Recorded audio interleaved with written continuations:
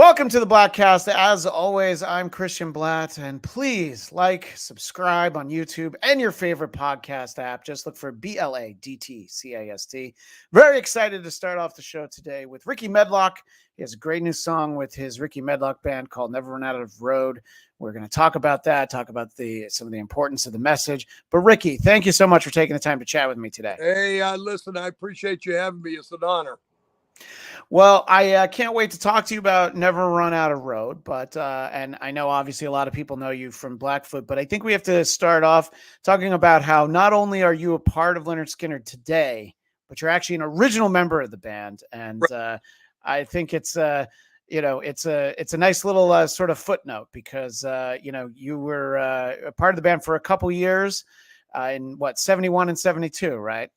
Yeah, that is correct. I actually joined them early on in 71. And at the time that I joined, they were already working on enough material to be able to record their first record in Muscle Shoals, Alabama at 3614, the old one, Yeah. When I got in the band, they had already told me, Ronnie did. It was so funny. I was up in New Jersey, living up in New Jersey with the early on versions of Blackfoot. And so what happened was I kind of got, I don't know, a little disheartened with the way things were going in the band, and things weren't going along quite the way I'd like to have seen them go. So I happened to get a hold of Alan Collins. And Alan says, do you still play drums? And I said, well, as a matter of fact, I do. He said, you need to call Ronnie. So he gave me his number. I called Ronnie, and Ronnie answered the phone.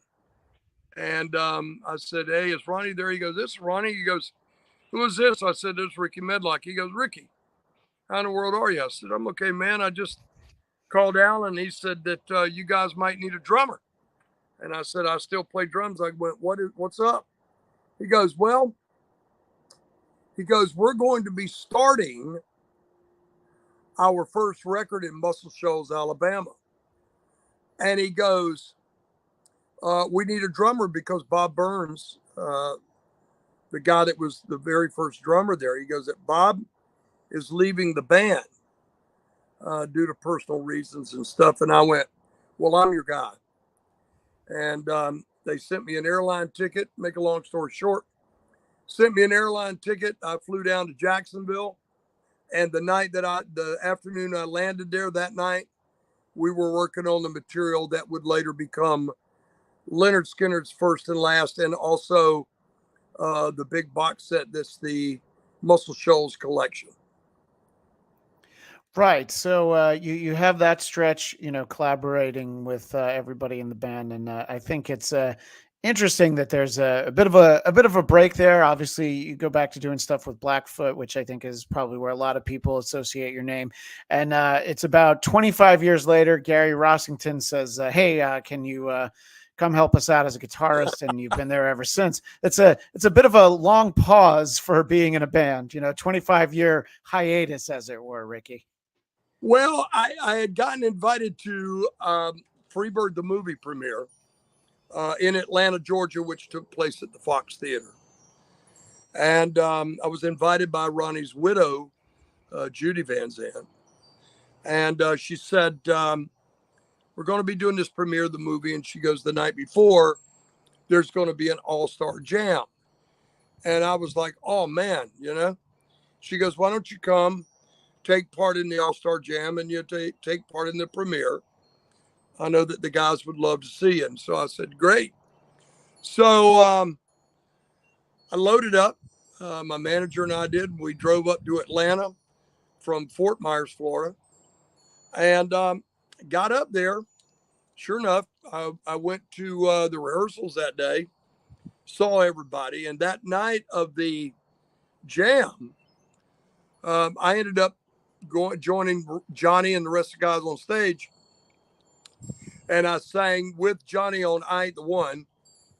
And then I actually ended up doing Train, Train. But Uh, Shortly after that, Charlie Daniels goes out and he said, he said, Rickey, he said, you got time to do another song? Do you want to do another song? And I said, well, sure, but the band hasn't worked on anything else with me. Can I do it just right by myself? He said, of course. So I grabbed an acoustic guitar, walked out onto the Fox Theater stage, got a huge ovation, which really surprised me and overwhelmed me at the time. And I went out there and I played Highway Song right by myself on acoustic guitar. Well, while I was doing that, Skynyrd's management said to my manager, we need to put Rickey back in this band, into Skynyrd. Gary's been talking about it for the last several years. And I was surprised to hear that. And because he had some fine musicians in the band.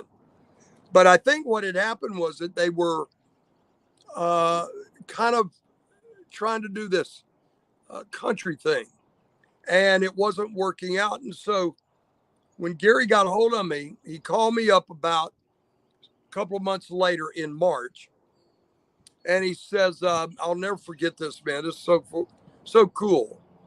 I had one of these old, you remember back then we had answering machines that had tapes in it. Sure, yeah. You'd put an actual, the same kind of cassette you might listen to an album on, went right into the machine. Sure thing. Yeah, exactly, man. So I was at home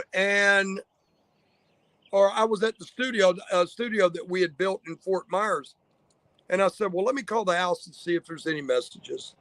And kind of had forgotten about, what was going on. I was going about writing songs for myself and thinking about recording more and, So all of a sudden there was this message that said, hey, Brother Rickey, this is Gary. I'm going to come down to Fort Myers. I want you to learn I Ain't the One, Saturday Night Special, That Smell, and Freebird. And I'm going to come down and I'm going to audition you. And if you pass the audition, I'll give you $1.50 and a Snickers bar. I thought to myself, well, okay. So I learned pretty well the songs, learned them all. And he wanted me to do, Alan's parts. And I promised him, I said, look, since Alan's style and my style was so similar, I got this handled. So I went about learning all of Alan's rhythms and leads. And Gary came in, sat down with me, and I had a CD player there with my Firebird and CD of I Ain't the One all queued up. I hit it. I played right through the lead. And as I went out of the lead, back into the last verse, he reached over and turned it off. And I thought to myself, Yeah. He goes, man, that was great. He said, that was note for note. He goes, you want to do this? And I went, damn right I want to do it. Let's do it. He goes, let's call Johnny. So we called Johnny, and he put Johnny on the phone with me. And Johnny said, Rickey, you've always been a lead singer, lead guitar player. He goes, are you sure you just want to play guitar, and be there? I said, Johnny, look, my granddaddy Shorty told me if you can never ride in the back seat of a Cadillac, you'll never get to be the driver. I said, I'm in the back seat now. Yeah, look, and I mean, it's like it's almost like, oh, do you want to sign with a championship ball club where all you're going to do is pinch hit? Well, yeah, because I want to contribute in the way, and right. I think that absolutely makes sense, and yeah, seems like it's a great opportunity, and it's been basically 25 years since then. And I know Gary passed away last year, but I know that Skynyrd is, of course, still out there. As I was preparing to talk to you, I was like, oh, maybe I'll mention, some of the dates. There's so many dates. Everybody should just go to LynyrDskynyrd.com if that's what they're looking for. It's great to see, some bands slow down 50 years in, but not Skynyrd. After being collectively in the band, I mean, I was in the band 2.5, going on 3 years, and now I've been Yeah. back in the band 28 years. Okay. I looked at it and I go, wow, I've been in this band collectively over 30 years. And it's pretty amazing, man, when I think about it. What a ride, and I feel very blessed and fortunate that I've been able to be in actually two really great Southern rock bands, a lot of people never get a chance to be in one. So I feel very, like I said, I feel very blessed and fortunate that I'm sitting here talking to you, and things are going great. Yeah. Well, we'll talk about the new song in a second, but as you're talking about, Skynyrd, the idea that, you're fortunate to have been in two great bands. Skynyrd obviously has an amazing catalog filled with, some of the greatest songs that you'll hear on classic rock or wherever. But there's two that, of course, stand out. If for some reason the house lights come back on and Skynyrd hasn't done Sweet Home Alabama or Freebird, people are probably going to rip the seats out. So even all this time with the band, talk about sort of that moment when, the opening notes of one of those two songs start. I'm sure people are into the show the whole time, but talk about sort of the transformation the crowd goes into when it's like, oh yeah, this is what we're here for. Well, you know what we try to do is every year, we try to there's so many incredible Lynyrd Skynyrd songs that every year it's almost, it's hard to pick a precise set. Sure. Go. So you got to start, what you're going to end with. So you start at the end and you kind of work your way to the middle, then you start at the beginning and work your way to the middle. And hopefully you've come out with the best set that you could possibly do. This year, however, we're actually doing a couple of songs we haven't done in quite a while. And you know what? It's this show this year is doing really, really good. We've got, of course, ZZ Top is out on the road with us. We're calling it the Sharp Dress Simple Man Tour. I love it. Plus Blackstone Cherry's out with us opening the show. And you know what, man? We've had great crowds. We're doing great business. And you know what? We couldn't be happier right now at the way things are turning out. So for me, being able to do this every year and seeing the fans, before Gary passed away, I will tell you that, it was his intention and his wishes, that the music never faded away and the brand name just never kind of went by the wayside the way a lot of bands do. And so when he passed, Johnny and I, had the decision of, well, what do we do now, But we knew Gary wished that. So we went through all the normal things that you got to go through business-wise. And we came out on the end, and here we are. We're Lynyrd Skynyrd, and we are Lynyrd Skynyrd, contrary to what people might want to say or, believe or whatever. But the band is the band. And you know what? We're going to take this thing on. As long as we can take it on. The way I look at it is if the Rolling Stones can do it, we can do it, Yeah, no, exactly. The Stones are, basically creeping in on 60 years, and I'm going to see them in July. I have my tickets already. And there's no reason to stop. People want to, come and see, and it's about the songs and being able to share them with the crowds. And I can only imagine that they're just as feverish as they were basically 50 years ago. I do want to take time to talk about Never Run Out of Road, which is a great new song that you have out with the Rickey Medlocke band. And it was released by Rock the Cause, which I want to take a quick moment and explain that it's like a community-focused nonprofit organization. And in their history, they've sold over 500,000 singles, 50,000 digital physical records, and their songs have been streamed 40 million times, just to sort of, partner with charitable organizations. In your case, for Never Run Out of Road, the resources are to provide funding for missing and murdered Indigenous women, specifically that movement. So let's start with the song, and then kind of back out and talk about partnering with the MMIW organization. Sure thing.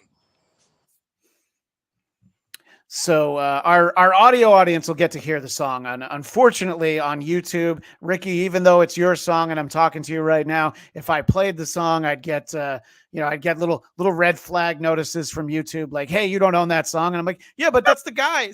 So our audio audience will get to hear some of it. But talk about tackling the song and these issues.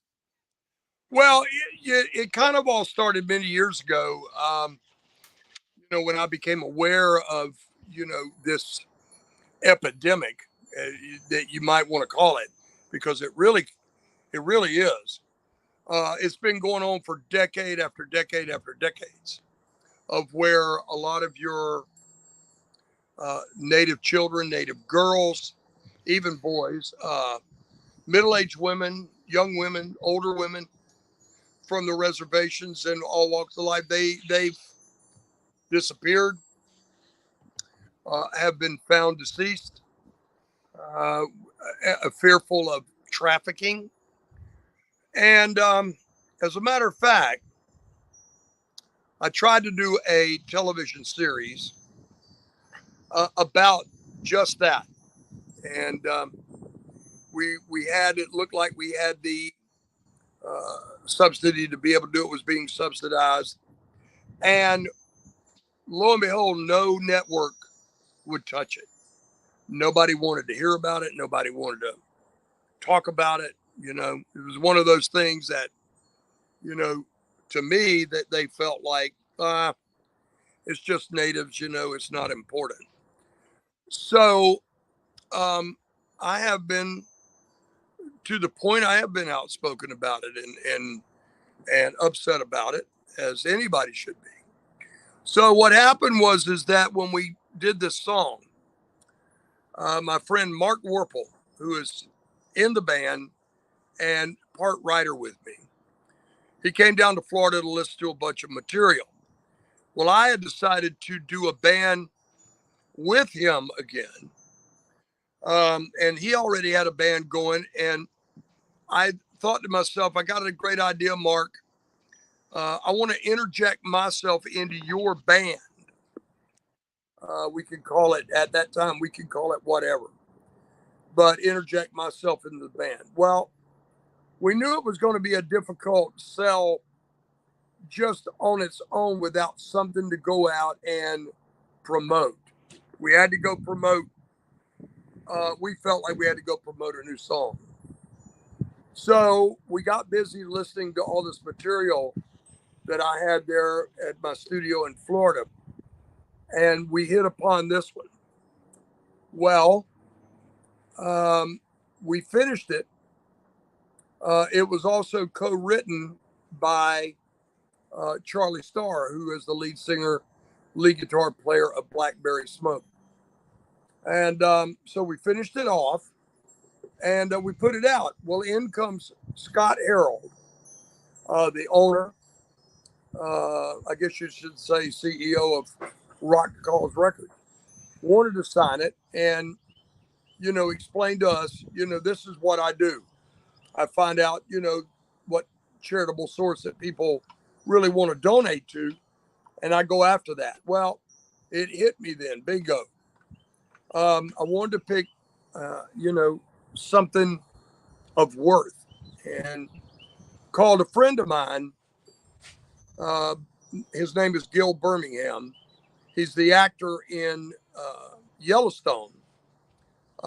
He's the tribal chairman there for the tribe that Yellowstone sits on. And so I called him up and I asked him, because they had one of their episodes about this. And I called him up and asked him, do you know a good reputable charity to be able to donate to for the MMIW. And he said, let me call Taylor Sheridan, because Taylor, he donates to this organization that's directly involved with that. So he called him, he got back to me, Gil did, and said that he donates to the National Indigenous Women's Resource Center. So that was our first that was our first, organization that we chose to donate to. My second one was Dreamcatchers Charitable Fund out of Canada, which deals with artists or Native people of all walks of life, whether they be teachers, doctors, attorneys like law, artists, musicians, whatever walk of life. This fund is set up for them. And then the National Wolves organization, the donation to Saving the Wolves, of North America, that's on there too. But the main one is for the NWIRC. And I urge everybody, you can go on my website, RickeyMedlocke.com, and you can look at the three. They're right there. You click on them, and it'll tell you how to make whatever sizable donation you would like. And if you do, I thank you. I thank you from the bottom of my heart. I really do. Right, and I know that the proceeds from the song are, of course, going to those charities. And the song itself, obviously, you had mentioned Charlie Starr from Blackberry Smoke, but also some friends of yours from Skynyrd and Blackfoot, and so it's a nice representation. And look, at the end of the day, it also helps. It is a great song. It's Thank you. Do a charity event for a song, have a song be for a charitable cause. You want people to want the song and go out and get the song. And it seems like RickeyMedlocke.com is a great spot to go and make sure that they're able to find out more about it. And bring attention to, of course, people are well aware of, the problem of human trafficking, but I think when you're able to shine a little bit more of a light on, here's an aspect of it that I think most people don't think of. I'm sure that that's great, and I hope that the song is the success that the cause deserves, and that people are able to find it basically wherever you find music, right, Rickey? It's it's on any of your favorite platforms to go to, whether it be my website or YouTube or Spotify or Apple Tunes, wherever you can find it. Right, exactly. And, it used to be telling people to go out to their record store and buy a 45 or a cassette single or a CD single. Now you don't have to leave your house. You can get it, it just shows up right here, so. I remember those days. I'm telling you. Yeah. Hey, I still have some singles that I know and love. They're near and dear to my heart. So, that's it's great that we got a chance to chat, and I do hope everybody goes to RickeyMedlocke.com and check out Skynyrd, because wherever you are, they're going to be around your way before too long. And I'm always glad to see when bands are still out there giving the people, what they want, and Rickey, thank you so much for taking the time. And as I mentioned, the song is Never Run Out of Road. You can find it, as Rickey said, wherever you find your music. And of course, Rickey Medlocke, and there's an E on the end of that, RickeyMedlocke.com. And as I mentioned, our audio audience will get to hear a little bit of the song, and our YouTube audience, just type it in the little window right there, and you'll be able to watch, the song's on YouTube too. It's literally everywhere. Rickey, thank you for taking the time. I really appreciate it. And hopefully we get a chance to chat again soon. Thank you very much, my friend. We'll see you and have safety. All right. Thanks again, Rickey Bye-bye. Medlocke. Great to get a chance to chat with him today. And as I mentioned, our audio audience will get to hear it right now.